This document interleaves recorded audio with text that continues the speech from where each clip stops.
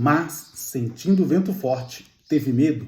É o que nos diz a palavra do Senhor através do livro de Mateus, capítulo 14, verso 25 em diante, que vai dizer assim: Mas, à quarta vigília da noite, Jesus dirigiu-se até eles, caminhando por cima do mar.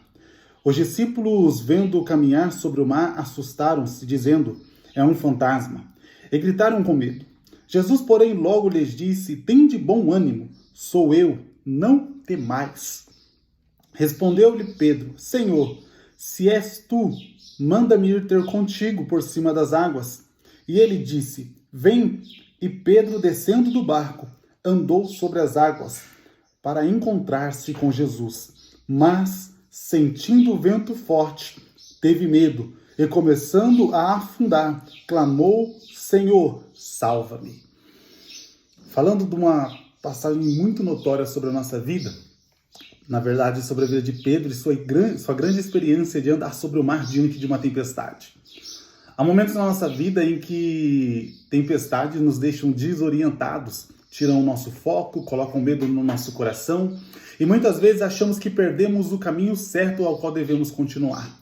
Nesta passagem, Jesus havia dado uma ordem aos discípulos para que atravessassem ao mar e esperassem ele do outro lado.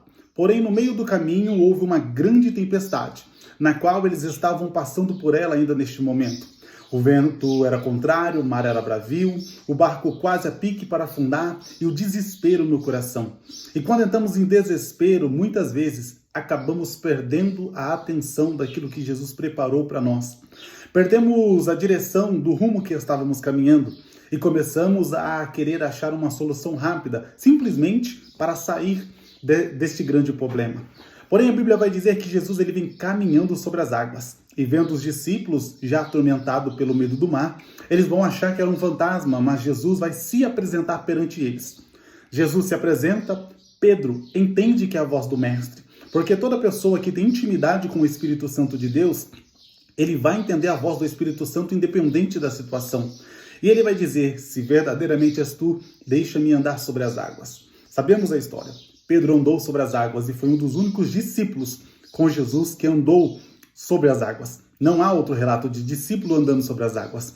Mas no momento mais crucial, Pedro sentiu o vento batendo em seu rosto, aquela bagunça do mar, e ele teve medo.